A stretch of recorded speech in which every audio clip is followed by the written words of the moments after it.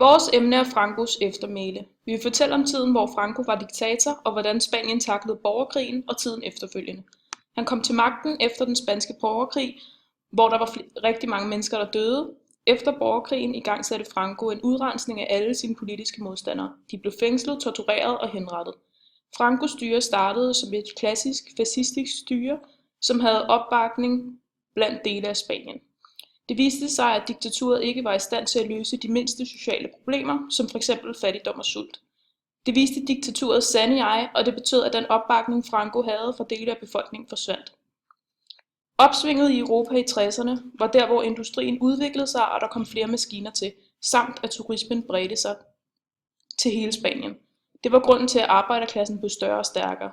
Dette betød, at Francos diktatur ændrede sig fra et fascistisk styre, som havde opbakning for dele af befolkningen, til et diktatorisk styre, som udelukkende opholdte sig igennem et hårdt og magtfuldt militærisk styre.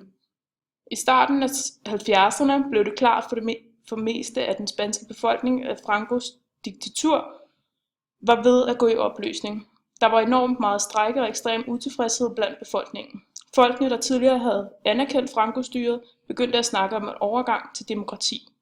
Franco døde den 20. november 1975, og i 1969 der havde Franco allerede udnævnt Juan Carlos, som var prinsen af Spanien, til sin efterfølger. I dag ser man ham som den, der gav Spanien frihed og demokrati.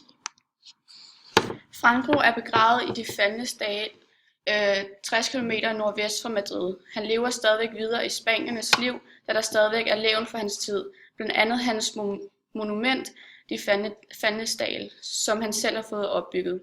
Monumentet har og tiltrækker stadigvæk mange turister fra dele af verden. For nyligt var der tale om et lovforslag om at indføre en national mærkedag til minde om begivenhederne, der skete under Francos styre, men dette blev nedstemt.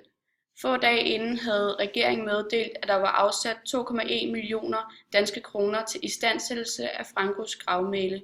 Det fik flere til at undre sig over, hvorfor pengene skulle bruges til vedligeholdelse af noget, der hylder det fascistiske diktatur, samtidig med at Spanien er midt i en økonomisk krise og flere millioner er arbejdsløse. Efter den spanske borgerkrig fik kvindelige fanger, der var blevet voldtaget og dermed gravide efter, frataget deres børn, og de nyfødte blev så givet videre til familier, som støttede diktatoren Franco. Det var både en straf for dem, som ikke støttede op omkring hans diktatur, men også en åben mulighed for Franco, da børnene gennem deres opvækst ville komme til at støtte Franco senere hen. Andre levn fra fortiden ses i gadebilledet, hvor gadenavne og pladser blev opkaldt efter Franco og de mænd, der havde spillet en rolle i borgerkrigen eller diktaturet. Da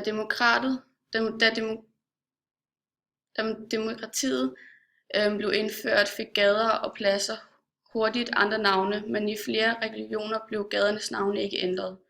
Francos eneste bemærkelsesværdige succes var, at han holdt sig så længe ved magten. Det Spanien betalte for Francos diktatur var altså henrettelser, fængslinger, koncentrationslejre, tortur og mange liv og familier blev ødelagt.